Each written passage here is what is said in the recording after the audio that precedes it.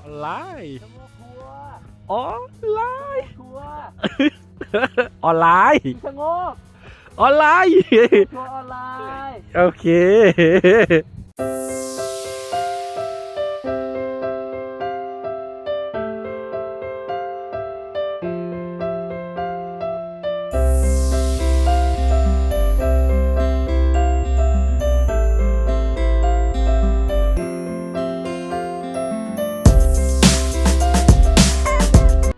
ผู้สนใจผู้ชมผู้ติดตามชะโงกสู่ออนไลน์นะครับวันนี้เราอยู่ที่จุดชมวิวดอยพญาพิพักษ์หรือภูหลงถังนะฮะวนอุทยานดอยพญาพิพักษ์จุดชมวิวเขาสร้างขึ้นใหม่เราจะเห็นวิวทั้งสองฝั่งที่มองย้อนไปยังที่เราเพิ่งขึ้นมาคืออำเภอขุนตาลนี่จริงๆถ้าตัดตรงเข้าเชียงรายก็ไปอย่างนี้ฮะวันนี้เหตุปัจจัยดีวัน2 วัน 3 วันที่ผ่านมามีฝนวันนี้เหมือนจะเริ่มหยุดจริงๆเมื่อคืนยังมีฝนตกอยู่ฟุ้งอย่างที่ท่านเห็นฮะหมอกเล่นมองลงไปข้างล่างก็คือเรามองไปทางขุนตาลพญาเมงรายเวียงชัยแล้วก็เชียงรายนะฮะ พี่หมอพาเดินมาทางนี้หน่อย ตรงนี้เป็นจุดชมวิวภูหลงถังหรือดอยพญาพิพักษ์เนี่ยฮะผมอยากแนะนำให้ท่านเห็นวิว เอา หลัก ชี้ ล้านนะฮะมันหลักล้านยังไง อันนี้มันเป็นหุบเขาที่อยู่ระหว่างดอยพญาพิพักษ์กับนู้นฮะท่านเห็นอะไรไหมสุดนิ้วชี้ผมนะจะงอยแหลมๆนั่นฮะท่านเห็นแนวไฟของทร1093นะฮะถัดขึ้นไปนั่นแหละครับภูชี้ฟ้าแล้วถัดไปอีกนิดนึงยอดแหลมๆนั่นฮะภูชี้ดาวถัดไปอีกนิดยอดจะมนๆหน่อยดูสูงหน่อยภูชี้เดือนแล้วถัดไป2ยอดแหลมนั้นไปตรงนั้นเนี่ยก็จะเป็นดอยผาตั้งพูดง่ายๆก็คือแฝด3ภูอันมีชื่อเสียงของเชียงราย อยู่ในมือเราหมด ภูชี้ดาวภูชี้เดือนบวก1ดอยผาตั้งอยู่เบื้องหน้าท่านแล้วและระหว่างดอยพญาพิพักษ์กับแฝด3ภูและ1ดอยนั้นท่านเห็นทะเลหมอกไหมตรงข้างล่างนี่แหละฮะ สุดยอดจริง ตำบลตับเต่าอำเภอเทิงแล้วข้างล่างจริงๆมันจะมีแนวทร1155ที่เชื่อมระหว่างเทิงไปเวียงแก่นท่านดูสิฮะโอ้โหวิวสวยมากหมอกเป็นหมอกทะเลหมอกคือยังไม่ได้คาดหวังว่าจะเห็นตรงนี้นะเพราะเหมือนมันล่องตรงล่างก็สูงไม่มากแต่ว่าวันนี้รู้สึกว่าโป๊ะเช๊จริงๆ ยืนไหล สวยมากครับท่านต้องมาเห็นเองแนะนำนะครับจุดชมวิววนอุทยานดอยพญาพิพักษ์ครับมันเห็นวิวชัดเจนว่าตรงเนี้ยดอยพญาพิพักษ์หรือภูหลงถังแล้วโน่นภูชี้ฟ้าภูชี้ดาวภูชี้เดือนดอยผาตั้งและมีของแถมวันนี้เป็นทะเลหมอกครับสุดยอด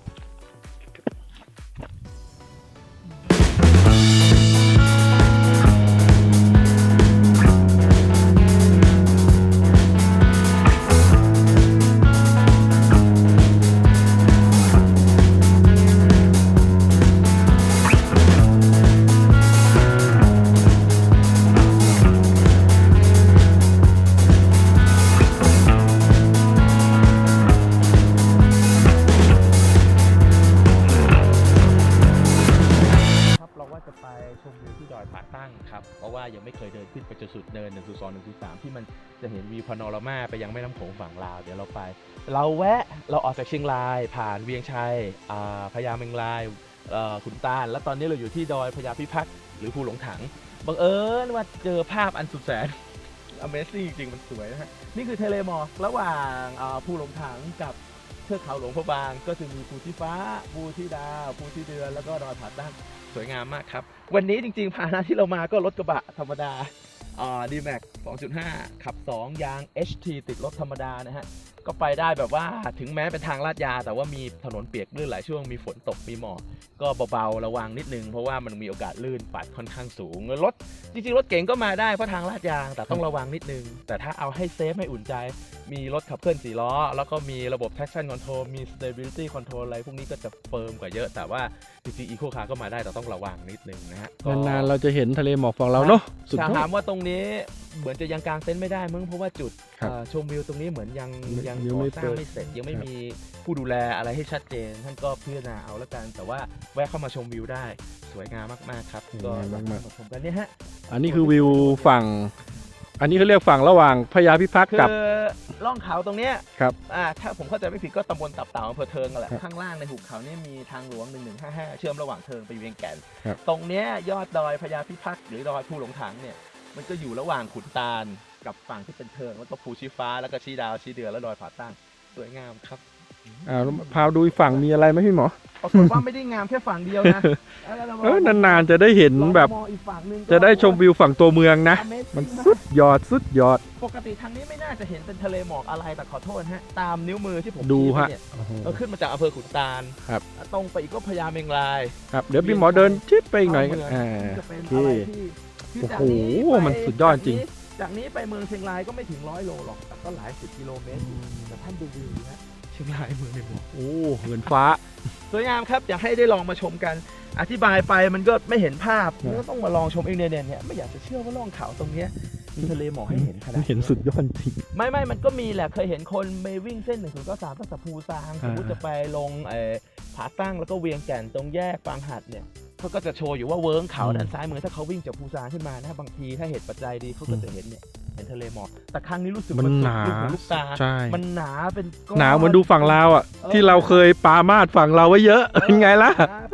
ก็โอ้โหเจอวันนี้ก็ให้ก็สายกระจายครับสุดยอดมากๆลองมาเที่ยวชมกันครับ เป็นอะไรที่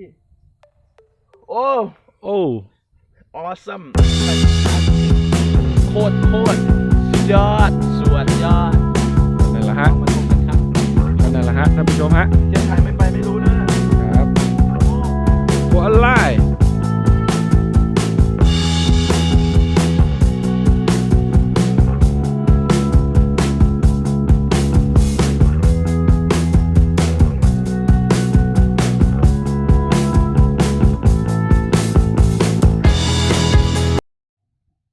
ครับสวัสดีครับท่านผู้ชมท่านผู้ติดตามชงงทัวร์ไลน์ทุกท่านนะครับพบกันอีกแล้วครับชงงทัวร์ไลน์วันนี้นะครับชงงทัวร์ไลน์กับพี่หมอนะครับนายแพทย์ศิโรจน์น้อยวันจากโรงพยาบาลราชบุรีวันนี้พาทุกท่านมาชมทะเลหมอกวนอุทยานพญาพิพักษ์นะครับก็ด้านหลังผมนะตรงนิ้วนะถ้าท่านดูเนี่ยครับก็จะเป็นแบบ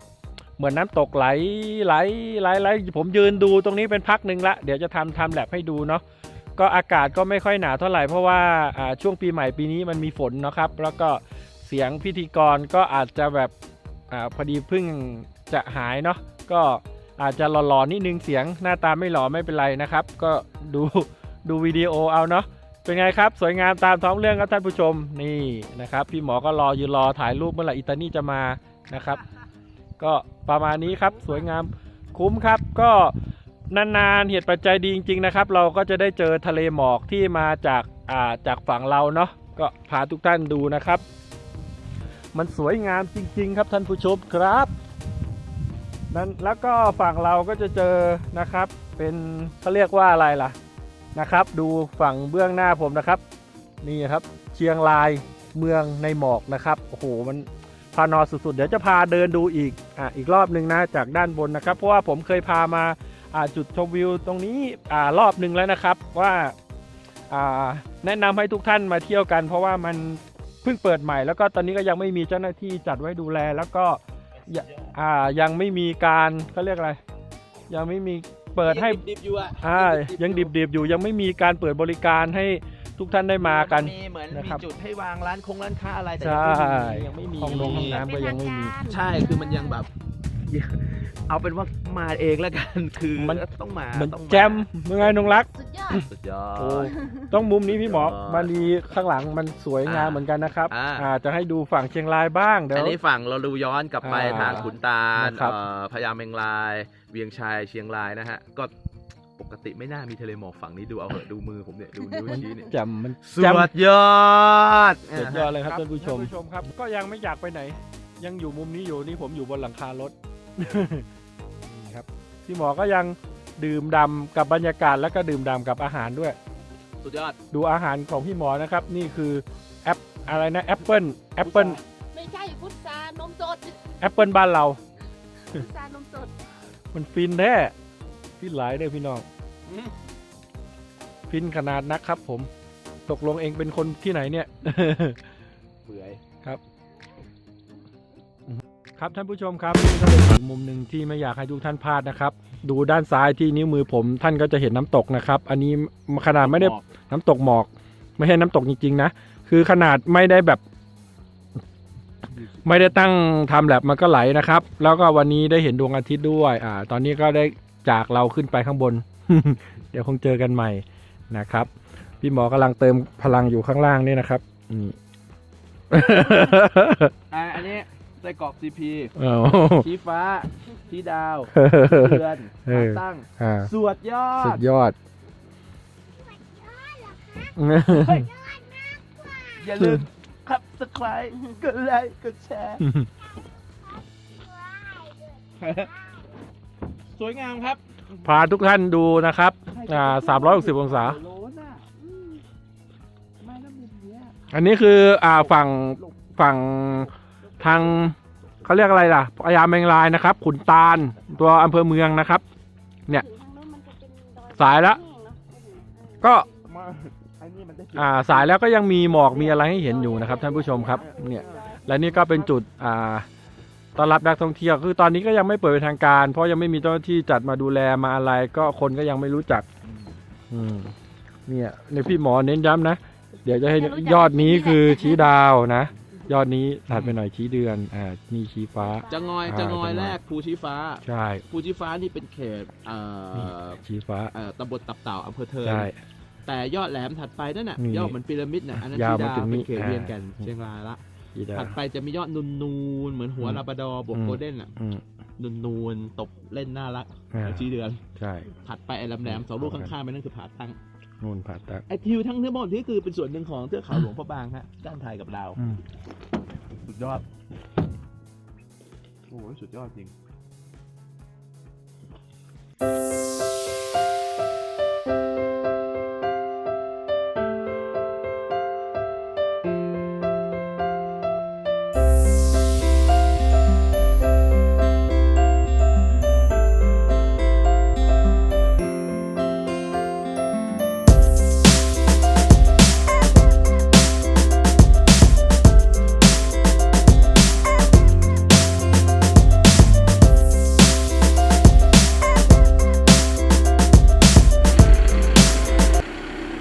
ครับท่านผู้ชมครับก็นี่เป็นจุดชมวิวนะครับวนอุทยานพญาพิพักษ์นะครับ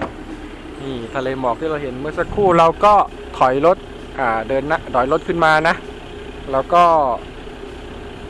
นะครับเอารถไปจอดด้านล่างเนาะเนี่ยนะครับมันก็จะมีทะเลหมอก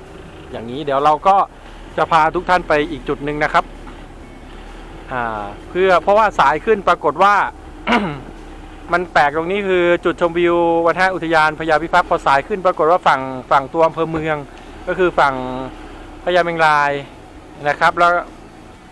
ฝั่งเทิงอีกฝั่งด้านเนี้ยกลายเป็นว่าหมอกหนาขึ้นยิ่งสายยิ่งหนาขึ้นเลยพี่หมอก็เลยชวนทุกท่านมาดูเดี๋ยวเราไปดูกันนะครับ มาเมื่อตอนต้นเดือนนี่เองฮะแต่ว่าวันนี้เราอยากจะแวะไปผาตั้งแต่ว่าก็มาทางไม่เชิงพิสดารหรอกตัดตรงมาจากเชียงรายมาจากทางทิศนี้คือเชียงรายเวียงชัยพญาแมงลายขุนตาลผ่านดอยพญาพิพักษ์หรือภูหลงถังแล้วจะลงไปทางภูชีฟ้าแล้วผาตั้งบังเอิญวันนี้มีเรื่อง Amazing ปกติเนี่ยฮะข้างล่างนี่คือเป็นอำเภอขุนตาลนะครับ เราข้ามไปดูไหม ข้ามไปดูฮะเดี๋ยวไปทางเขามันน่าเกลียด โอเค นี่ท่านเห็นป้ายไหมฮะเนี่ย มี อยู่ที่ไหนท่านดูตามนี้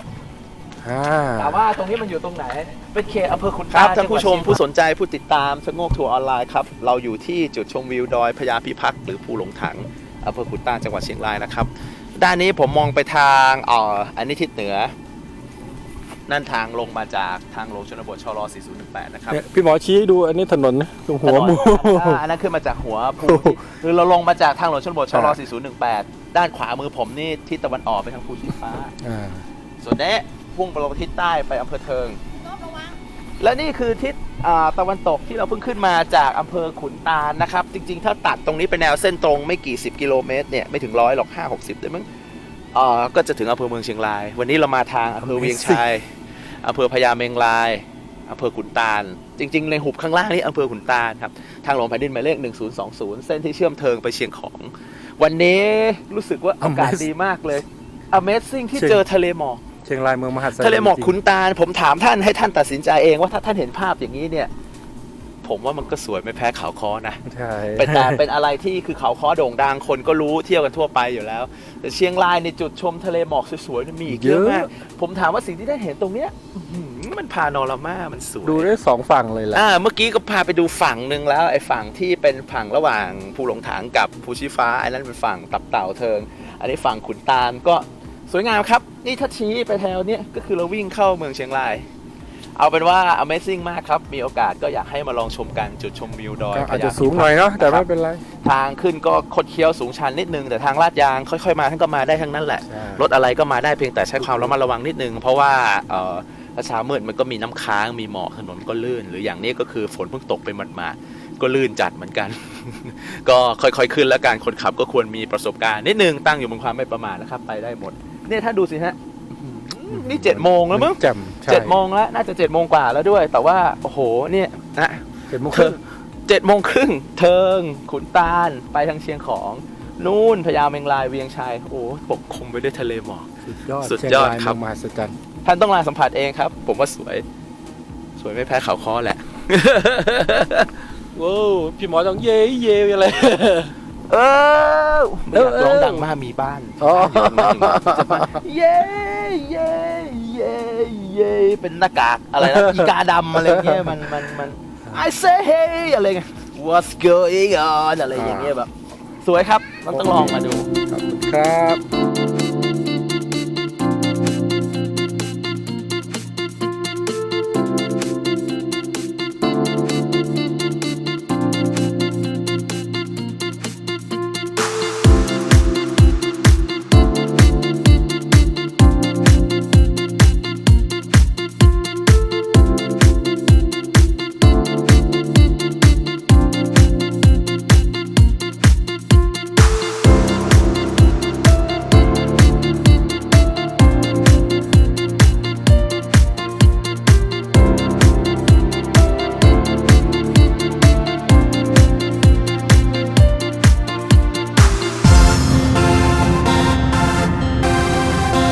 ให้กดไลค์กดแชร์เพื่อเป็นภาพคลิปใหม่ๆจากพวกเราและเป็นกำลังใจให้ด้วยนะคะสำหรับวันนี้ก็มีเท่านี้สำหรับวันนี้สวัสดีค่ะบ๊ายบาย